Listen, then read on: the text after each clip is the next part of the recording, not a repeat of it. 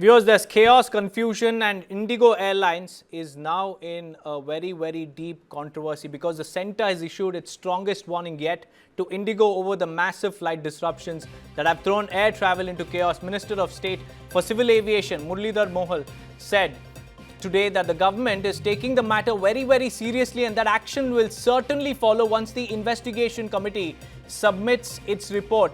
Mohl said Indigo failed to properly implement the new flight duty time limitation rules despite clear instructions and a Delhi High Court order phasing the norms in from July and November this year. He said all airlines complied, but Indigo did not take it seriously, triggering the crisis witnessed over the past 4 days. MOS Muralidhar also pulled up other airlines for hiking fares during the crisis and said that the government has instructed Indigo to refund passengers in full and return all baggage within 48 hours, adding that any attempt to exploit passengers will invite strict action. He also said the situation has begun to improve, but the ministry is monitoring operations very closely to ensure safety, compliance and a return to normal flight schedules. This is the centre that has now pulled up airlines apart from Indigo as well for hiking up the fares, and Indigo, which continues to be in the crosshairs, will have to submit an explanation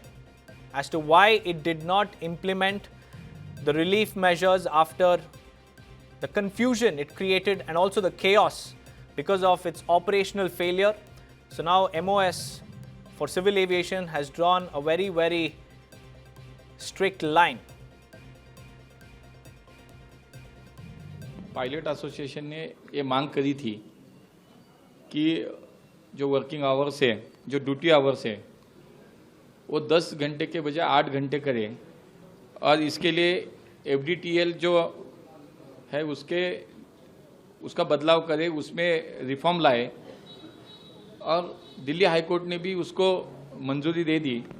उसके बाद हमारे देश के सभी airlines company को हमने आगाह कर दिया था, उनको सूचना करी थी कि जो हाई कोर्ट की गाइडलाइंस है उसके हिसाब से FDTL का अभी हमें इम्प्लीमेंटेशन करना है, 2 फेज़ में करना है, 1 जुलाई 2025 और 1 नवंबर 2025, ऐसे 2 फेज़ में जो कंप्लाइंस है वो हमें पूरी करनी है।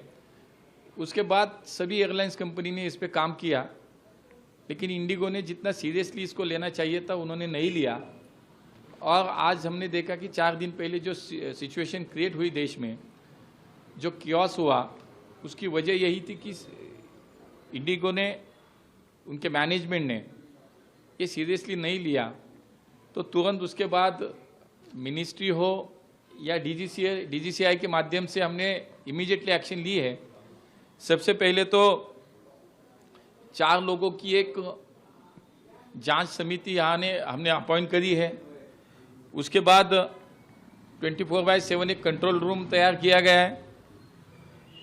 ये सब पहले जैसी सेवा शुरू हो, इसलिए FDTL का जो आदेश था उसको फरवरी 2026 तक हमने स्थगित कर दिया है। DGCA ने इंडिगो के CEO को कल ही शोकॉज नोटिस दिया है, 24 आवर्स में उसका आंसर देना, इसलिए उनको बोला है और उनको नोटिस भी इशू किया है। इस दौरान जो एयरफेयर जो बढ़े थे बाकी एयरलाइंस कंपनी के, तो उनको भी हमने सूचित किया है, उनको भी एक हमने जितना प्रवास हो उसके हिसाब से ज़्यादा फेयर क्या रहे, इसके एक चार्ट भी हमने घोषित किया है, उसके हिसाब से ही ये सेवा चलेगी।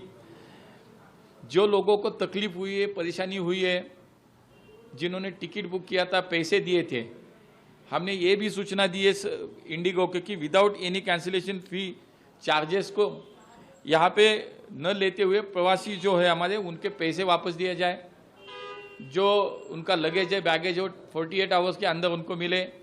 ऐसे बहुत सारे निर्णय हमने इमीडिएटली ले लिए है।